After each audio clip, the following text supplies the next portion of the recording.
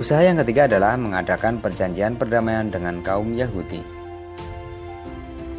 Untuk menciptakan kondisi masyarakat Madinah yang tenang dan tentram, Rasulullah Shallallahu Alaihi Wasallam telah mengambil langkah yang tepat, yakni mengadakan perjanjian dengan kaum Yahudi. Perjanjian tersebut diwujudkan melalui sebuah piagam yang sangat terkenal, yaitu disebut dengan Piagam Madinah. Adapun isi dari Piagam Madinah adalah yang pertama, menyusun pemerintah yang berdaulat penuh dengan Rasulullah Shallallahu Alaihi Wasallam sebagai pimpinan pemerintahan. Yang kedua, mengadakan perjanjian dengan penduduk Madinah yang bukan Muslim, terutama dengan kaum keturunan Yahudi atau yang dikenal dengan nama Piagam Madinah. Isi perjanjian tersebut adalah sebagai berikut. Kedua belah pihak bebas melaksanakan syariat agama dan tidak boleh saling mengganggu. Kedua belah pihak saling membantu jika diserang musuh. Kedua belah pihak bersama-sama mempertahankan Madinah jika diserang musuh.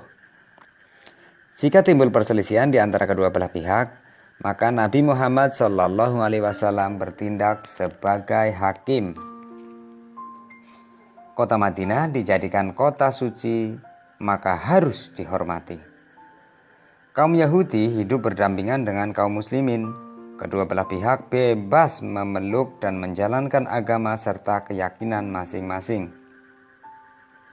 Siapa saja yang tinggal di dalam atau di luar Madinah wajib dilindungi keamanannya, kecuali orang yang zalim dan bersalah.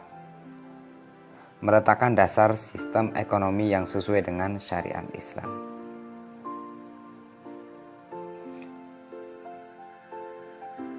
Usaha yang keempat adalah meletakkan aturan dasar untuk masyarakat Islam.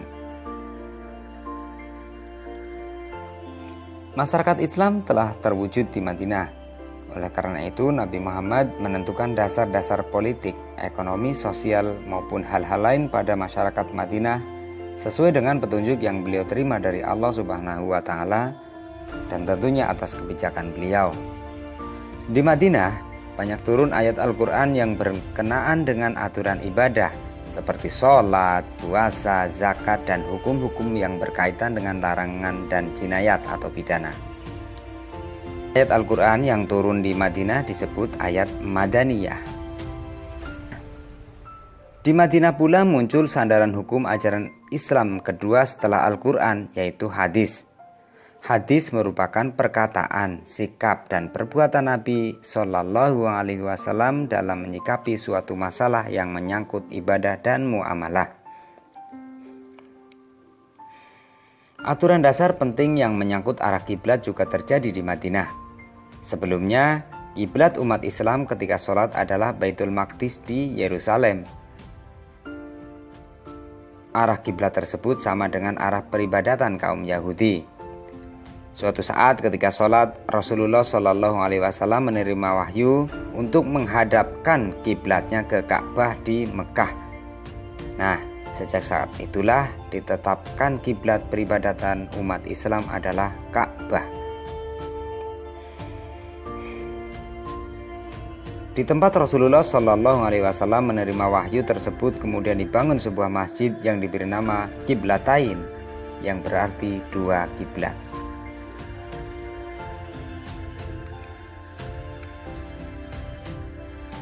Demikian usaha yang dilakukan oleh Rasulullah Shallallahu Alaihi Wasallam dalam membina masyarakat Madinah.